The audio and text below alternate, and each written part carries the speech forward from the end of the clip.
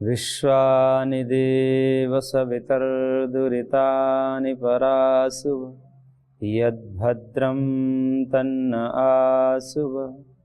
ॐ सहना भवतु सहनौ भुनक्तु सह वीर्यं करवावहै तेजस्विनावधीतमस्तु मा विद्विषावहै।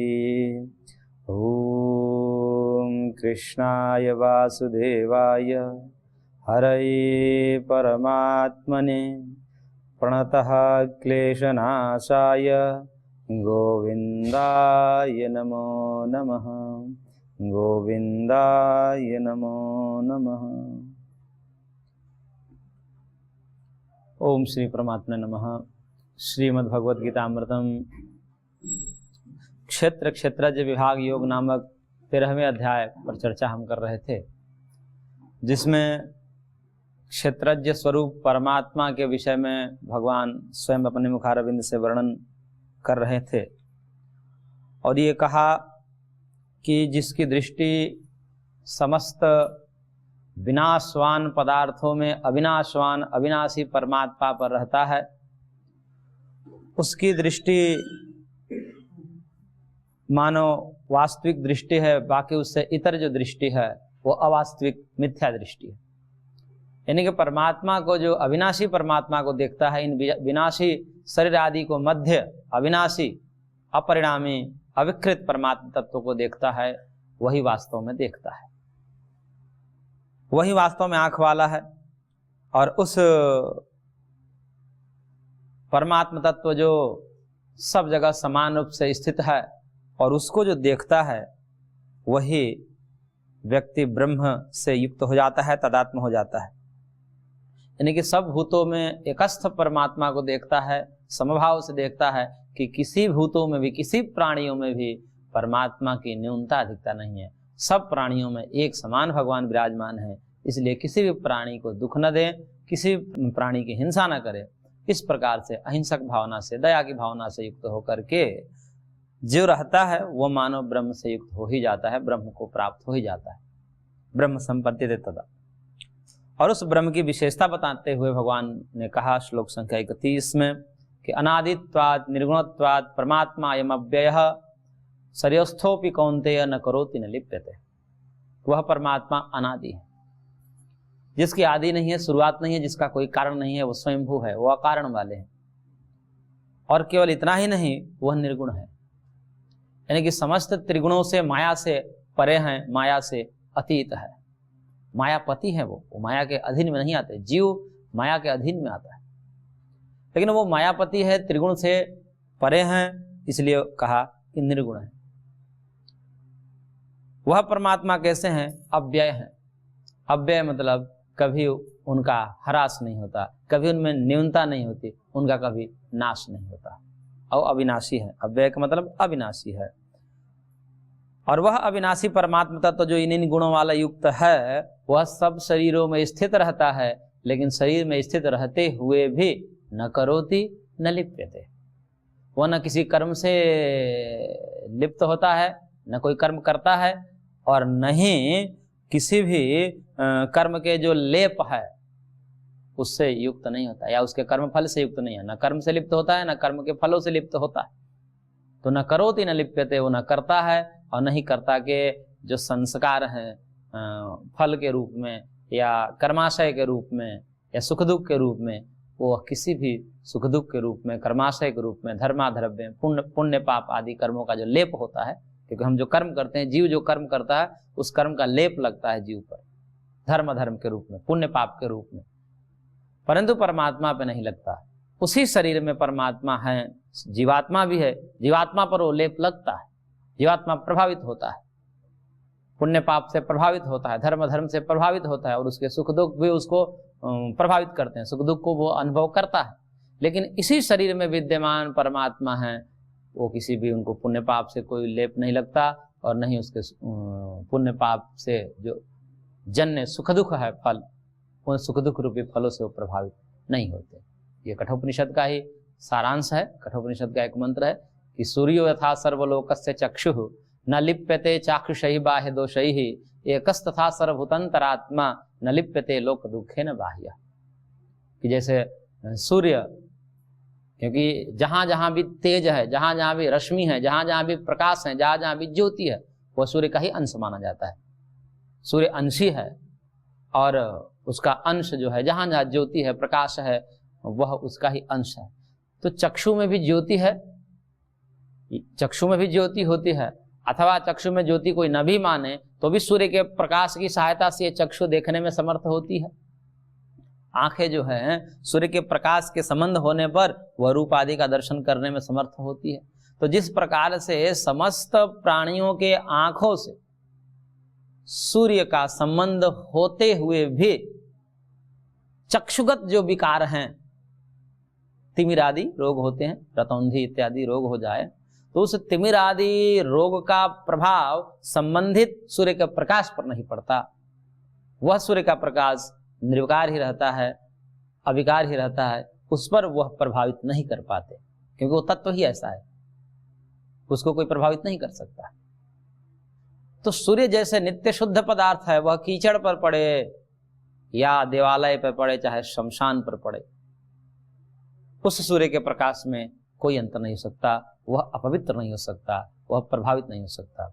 इसी प्रकार से शरीरस्थ जो परमात्मा है, सब शरीरों में स्थित हैं, उनमें भी ये जीवों के कर्म का प्रभाव नहीं पड़ता, वो निर्लेप रहते हैं।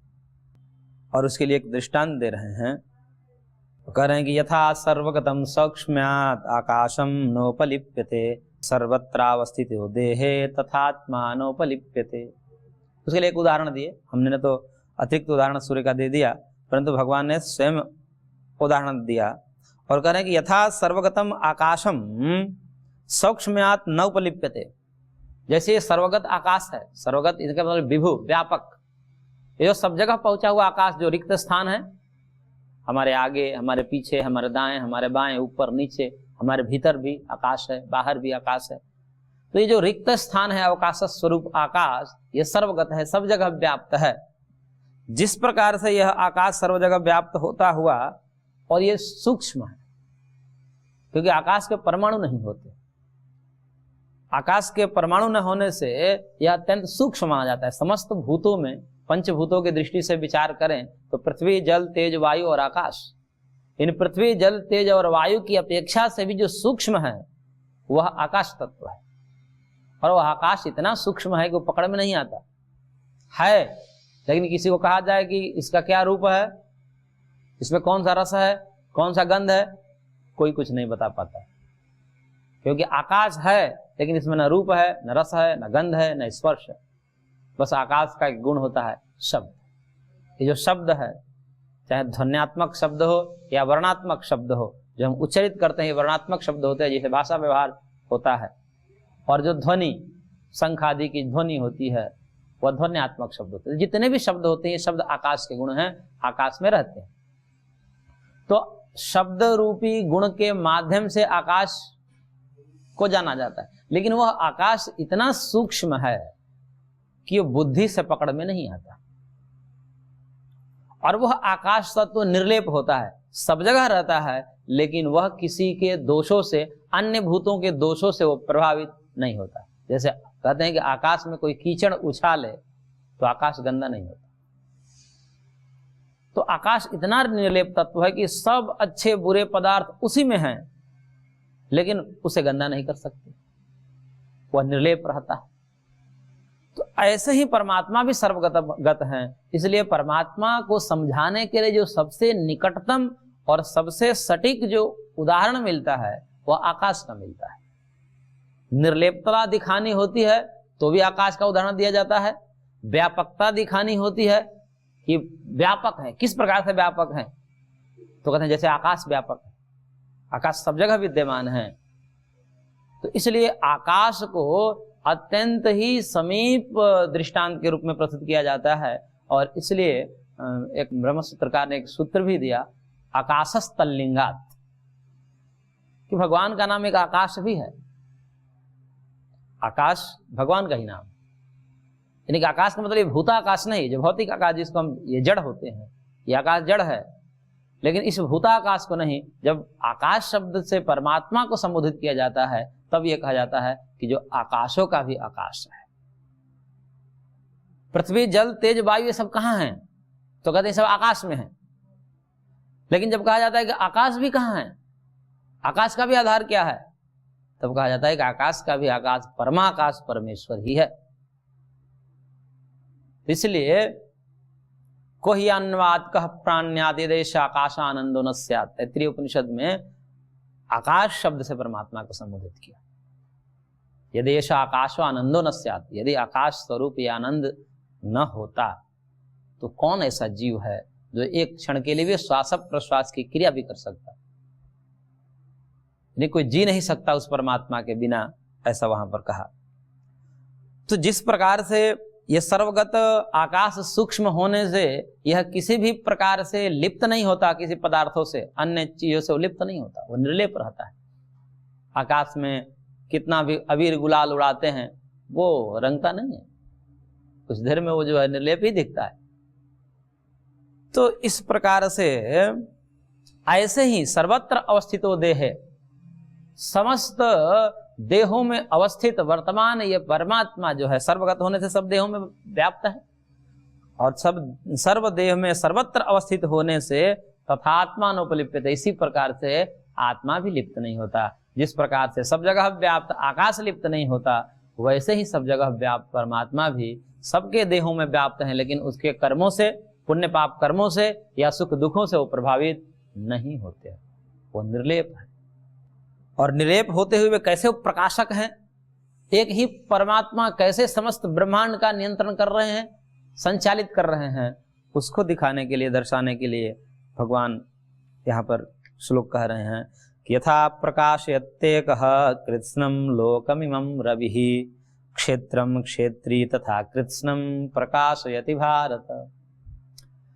भगवान कह के हे भारत, हे अर्जुन, यथा एकः रवि इमं कृत्स्नं लोकम प्रकाशयति, जैसे एक ही सूर्य संपूर्ण लोक को जिस प्रकार से प्रकाशित कर देता है, ये एक ही सूर्य है, और देश के विदेश के कोने कोने तक सब जगह वही एक सूर्य प्रकाशित है, सूर्य अलग अलग नहीं है।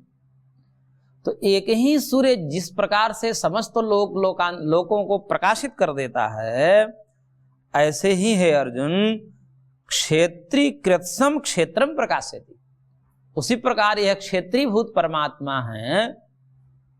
ये जो क्षेत्री यहां कह दिया, उसी को वहां क्षेत्रज्ञ कहा, क्षेत्र को जानने वाला, तो क्षेत्रज्ञ शब्द बन जाएगा।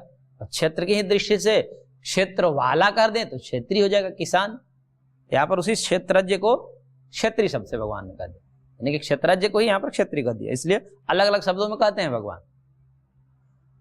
तो जिस प्रकार से एक ही सूर्य समस्त लोगों को प्रकाशित कर देता है, वैसे एक ही क्षेत्रीय स्वरूप परमात्मा समस्त क्षेत्र, क्षेत्र क्या हुआ, प्रकृति वही क्षेत्र ना, तो या ये शरीर क्षेत्र हो गया या समस्त शरीर क्षेत्र हो गया, इदम शरीरम क्षेत्रम। तो समस्त क्षेत्रभूत जो शरीर हैं, उन समस्त शरीरों को एकमात्र क्षेत्रीय परमात्मा जो क्षेत्रज्ञ स्वरूप है वो अकेले प्रकाशित कर देता है।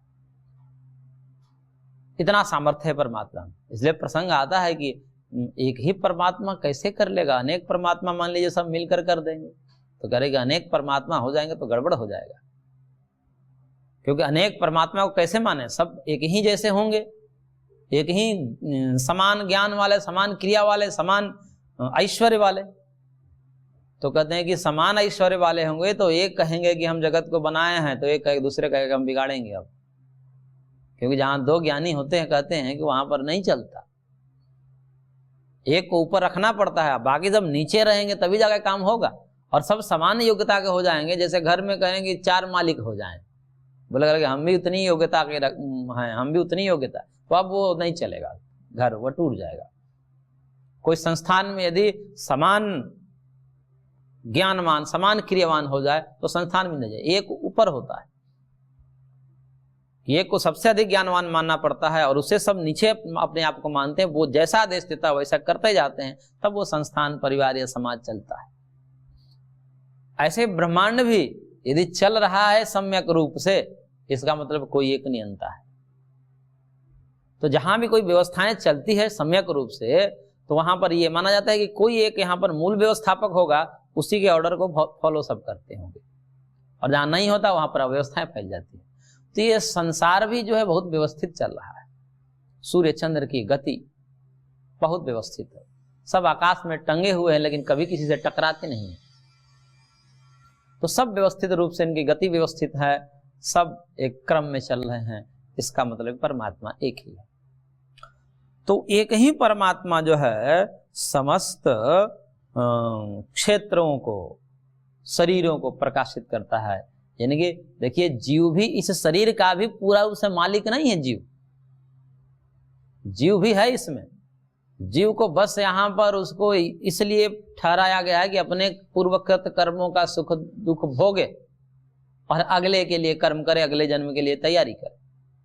तो पूर्व प्रारब्धों को भोग करे और पूर्व प्रारब्ध से प्राप्त जो भी शरीर है, जो भी शक्ति है, जो भी ज्ञान है, जो भी ऐश्वर्य है, उससे आगे अपना भविष्य तैयार करे, अगला जन्म भी देखे, उसके लिए कर्म करे।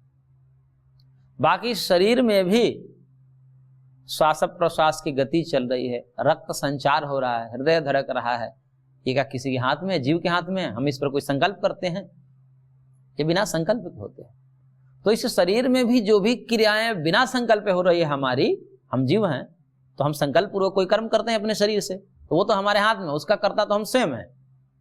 लेकिन इस शरीर में भी बहुत सारी क्रियाएं हो रही है, उसका कर्ता तो हम नहीं है, कोई भी जीव नहीं है। हृदय आदि गति है, श्वास प्रश्वास चलना है, रक्त संचार है, ये कौन नियंत्रित करता है? और इसमें भी इन सारी चीजों के मध्य में भी सुख दुख आते रहते हैं इसी शरीर में। कभी सुख होता है, कभी दुख होता है। इसका नियंत्रण कौन करता है? ये तो नियंत्रण जीव के हाथ में नहीं है, क्योंकि जीव के हाथ में होता तो कोई भी जीव जो है दुख नहीं लेता, सुख ही लेता। कोई भी जीव हार्ट अटैक नहीं चाहता, लेकिन होता है। इसका मतलब कि जीव इसका नियंता नहीं है, परमात्मा ही नियंता है। इसलिए यहां पर भगवान ने कहा कि यथा प्रकाशत्य कह कृत्स्नम लोकमयम रविः क्षेत्रम क्षेत्री तथा कृत्स्नम प्रकाशयति भारत। इसी प्रकार एक क्षेत्री जो है समस्त क्षेत्रों को, समस्त शरीरों को प्रकाशित अकेले कर लेता है, जैसे एक ही सूर्य समस्त जगत को प्रकाशित कर देता है। और फिर इस अध्याय का अंतिम श्लोक भगवान कह रहे हैं, क्षेत्र क्षेत्रज्योरेवं अंतरम ज्ञान चक्षुषा भूत प्रकृति मोक्षम च ये विदुरांतृते परम। करें कि एवं क्षेत्र क्षेत्रज्योः अंतरम भूत प्रकृति मोक्षम ये ज्ञान चक्षुषा विदुः ते परम यान्ति। यंती लिखा है विच्छेद में, यान्ति है। तो कह रहे कि इस प्रकार से क्षेत्र और क्षेत्रज्ञ के अंतर को, अंतर मतलब भेद को जो जानता है, और फिर क्या जानता है? भूत प्रकृति मोक्षम च, भूत की प्रकृति यानी कि समस्त भूतों की प्रकृति क्या है? माया है, त्रिगुण है। समस्त भूत भौतिक पदार्थ भी ऐसा कह दिया जाता है कि पंच तत्वों से ये जगत बना है। मूलतः पंच तत्वों से जगत नहीं बना है, ये पंच तत्व भी किसी से बने हैं। साक्षात दृष्टिकोण से हम कह देते हैं कि जैसे आटे से रोटी बनती है, लेकिन आटे से रोटी नहीं बनती, मूल रूप से गेहूं से रोटी बनती है। आटा तो उसके बाद का प्रोसेस है, लेकिन साक्षात दृष्टिकोण से कह दिया जाता है कि सीधा सीधा रोटी का संबंध आटे से है, इसलिए आटे की रोटी कह देते हैं। वैसे ही ये समस्त जगत भूत भौतिक जो है वह भूतों से बना है, साक्षात दृष्टिकोण से भूतों से बना है, लेकिन भूत भी किसी से बने हुए हैं। भूत भी पंच तन्मात्र से बने हैं, पंच तन्मात्र भी अहंकार से बने हैं, अहंकार भी महतत्व से बने हैं, और महतत्व भी माया से बने, त्रिगुण से बने, प्रकृति से बने। तो इस प्रकार मूल रूप से जो है मूल कारण इस जगत का माया है, त्रिगुण है। तो इसलिए उस भूतों की प्रकृति कारण और उसका मोक्ष, यानी कि प्रकृति का ही मोक्ष होता है। जब जीव अपने को प्रकृति से भिन्न जान लेता है। समाधि के माध्यम से वह अपने को देहादि से भिन्न अनुभव कर लेता है। स्वरूप में जब उसकी प्रतिष्ठा होती है, तदा दृष्टु स्वरूपेवस्थानम, जिसको महर्षि पतंजलि ने कहा, जब वहां तक जान लेता है तो प्रकृति जो है अब शर्मा जाती है। ऐसे उसको दृष्टांत दिया सांख्य कारिका में कि प्रकृते सुकुमारतरम न किंचिद स्थिति में मतिर्भवती। कारिकाकार कहते हैं कि प्रकृति से सुकुमार लज्जाशीला और कोई भी नहीं है, ऐसा शास्त्रकार कहते हैं। क्यों? क्योंकि एक बार जो उस प्रकृति को देख लेता है, कौन? योगी। कैसे देख लेता है? समाधि के माध्यम से, ज्ञान चक्षु से देख लेता है। यहां पर लिखा है ना, ज्ञान चक्षुषा, ज्ञान चक्षुषा ये विदुः। तो ज्ञान चक्षुषा यम विदुः, ज्ञान चक्षुषा ये विदुः। तो ज्ञान की चक्षु से जो जानता है, तो ज्ञान चक्षु का मतलब है समाधि के माध्यम से तत्व ज्ञान की दृष्टिकोण से यहां पर बात की गई है कि जब समाधि के माध्यम से वह जीव अपने आप को शरीर से, मन से, बुद्धि से और त्रिगुण कुल मिलाकर के पूरा माया से अपने को अलग देख लेता है, जान लेता है, तब वह प्रकृति समझ जाती है। क्योंकि प्रकृति क्या की थी कि वह कह रही थी कि तुम भी मैं ही हूं, कि तुम्हारा स्वरूप भी मैं ही हूं। ऐसे माया करा देते हैं। माया जो है पुरुष पर, जो है जीव पर एक आवरण डाल देती है। उसका द्वैत वेदांत में आवरण विक्षेप आदि के माध्यम से समझाते हैं कि जीव पर जो है आवरण डाल देती है। वहां तो ब्रह्म पर आवरण डालते हैं, लेकिन यहाँ पर मैं समझा रहा हूं कि जीव पर आवरण डाल देती है माया। और आवरण जब डाल देती है तो वो जीव अपने स्वरूप को भूल जाता है और समझने लगता है कि मैं देह हूं, इंद्रियां हूं, मन हूं, बुद्धि हूं। इस समय फंस जाता है। और लेकिन जब तत्वज्ञानी व्यक्ति साधना के माध्यम से, योग बल से, वो अपने को समझ लेता है कि नहीं, मैं अलग हूं, माया मेरे से भिन्न है, मैं तत्वतः भिन्न हूं, मेरा इससे कोई लगाव नहीं है, अलग अलग हैं हम। तब जब इस रहस्य को प्रकृति जान जाती है कि इसने तो देख लिया, इसने मेरे को देख लिया, जान गया, अब मेरे स्वरूप को जान गया, तो उसको कहते हैं कि जैसे विगलित सिरोंचला वधु हो, यानी कि जिसके जैसे कोई वधु है, नई वधु है, नई नई आई है, और उसको जो है उसके सर से पल्लू गिर जाए और पर पुरुष देख ले उसी समय, तो क्या करती है? तुरंत सर पर पल्लू करती है और भागती है। कोई पर पुरुष उसे देख ले तो ऐसे कुलीन घर की जो वधु होती है वह तुरंत पल्लू करके और शर्मा जाती है। ऐसे ही कहा कारिकाकार ने कि प्रकृति भी बड़ा शर्माती है। जब योगी देख लेता है ना, तो फिर अब कहते हैं अब तुम्हारे लिए मैं नहीं सामने आऊंगी। कैसे सामने आती है? वो शरीर के रूप में आती है, इंद्रियों के रूप में आती है, जगत के रूप में आती है। तो जब उसको देख लेता है तो प्रकृति शर्मा जाती है, कहते अब नहीं, अब तुम्हारे सामने नहीं आऊंगी। तब उसके लिए वो जगत का निर्माण नहीं करती है, लेकिन अन्यों के लिए करती रहेगी वैसे ही। इसलिए कहा महर्षि पतंजलि ने, कृतार्थम प्रति नष्टम अप्य नष्टम तदन्य साधारणत्वात्। कृतार्थ जो हो गया, जो इसके रहस्य को जान लिया, जो इसके स्वरूप को जान लिया कि ये त्रिगुण है, माया त्रिगुणात्मिका है, मैं त्रिगुणातीत हूं, ये परिणामिनी है, मैं अपरिणामी हूं, इस प्रकार से वो स्पष्टता बोध कर लेता है, तब जो है उसके सामने अब उसके लिए जगत का निर्माण नहीं किया, मानो उसके लिए जगत नष्ट हो गया। कृतार्थम प्रति, यानी जो कृतार्थ हो गया, जो कृतकृत हो गया, जिसने जो करना था कर लिया, जो प्रयोजन पूरा करना था, तत्व ज्ञान, आत्मज्ञान प्राप्त करना था, वो कर लिया। ऐसे कृतार्थ पुरुषों के लिए नष्टम, प्रकृति नष्ट हो जाती है मानो, यानी कि उसके लिए जगत को नाश कर दिए, यानी कि उसका शरीर अब नहीं होगा, सूक्ष्म शरीर, स्थूल शरीर, कारण शरीर सब नष्ट हो जाता है उसका। लेकिन तद अन्य साधारणत्वाद अनष्टम, लेकिन जो अन्य अकृतार्थ लोग हैं, जो अभी उनको तत्व ज्ञान नहीं हुआ, जो उनको बोध नहीं हुआ कि प्रकृति मेरे से अलग है और मैं प्रकृति से अलग हूं, प्रकृति मेरे से अलग है, ये जिसको बोध नहीं होता, उनके लिए प्रकृति ये सब तामझाम करती रहती है। उसको कई प्रकार से, सांख्यकार ने तो उसको नर्तकी के भांति उदाहरण दिया, नर्तकीवत प्रवृत्तस्यापि निवृत्तिश्चारितार्थ्यात्। जैसे नर्तकी होती है तो नृत्य करती है वो, और सब लोग देखते हैं। कब तक देखते हैं? जब तक दर्शक ये ना जान जाए कि बस इसके पास इतनी ही कला है, अब तो ये रिपीट कर रही है, अब ये रिपीट कर रही है। जब ये बोध हो जाएगा, ये तो अब रिपीट करने लगा, अब इसके बाद अब कोई कला नहीं, अब मैंने जान गया कि ये इतना ही है बस। तो अब वह जो व्यक्ति है दर्शक, वो उससे निवृत्त हो जाता है, बोले कि अब रस नहीं आ रहा है, ये तो वही चीज बार बार दिखा रही है। लेकिन अन्य जिनको ये अभी पता नहीं है, वो व्यक्ति वहां बैठे हुए हैं, वो उससे आनंद ले रहे हैं। अब जो ये जान गया उसके स्वरूप को, वो आनंद नहीं लेता है। जैसे उसी नर्तकी के साथ और भी लोग हैं जो काम करने वाले, जो रोज रोज उसके साथ काम करते हैं, जो वाद्य यंत्र बजाते हैं या अन्य जो सहयोगी उसके होते हैं, उनको रस नहीं आता है। उसको पता है कि अब क्या बोलेगी, अब कैसे नाचेगी, क्योंकि रोज वही देखते हैं। तो जो उसके रहस्य को जान जाता है, उसके गुण दोष को जान जाता है, तब वह उसके सामने उसको प्रभावित नहीं कर पाती। वही रहेगा वो व्यक्ति, लेकिन उसको अब रस नहीं आएगा, उसको माया प्रभावित नहीं कर पाती, वो निवृत्त हो जाता है।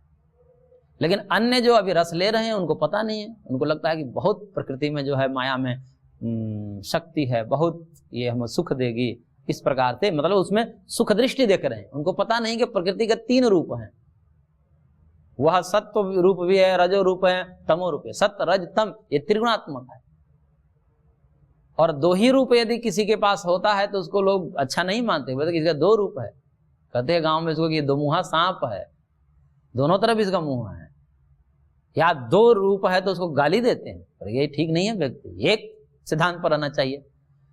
तो 2 स्वभाव हो जाए किसी व्यक्ति को परस्पर विपरीत, तो उसको अच्छा नहीं माना जाता है लोग में। लेकिन प्रकृति जो मूल में 3 रूपों वाली है, सुख दुख मोहात्मक, ऐसा कोई व्यक्ति है जिसको सुख न मिला हो, और ऐसा कोई व्यक्ति है जिसको दुख न मिला हो, और ऐसा कोई व्यक्ति है जो कभी मोहित नहीं हुआ, मुग्ध नहीं हुआ हो। सुख दुख मोह, सुख दुख मोह, ये चलता रहता है। लेकिन हम चाहते क्या है? हम चाहते हैं कि बराबर सुख बना रहे, लेकिन इस जगत में बराबर सुख बना रहे ये हो ही नहीं सकता, क्योंकि इसका मूल जो प्रकृति है वही त्रिगुणात्मिका है।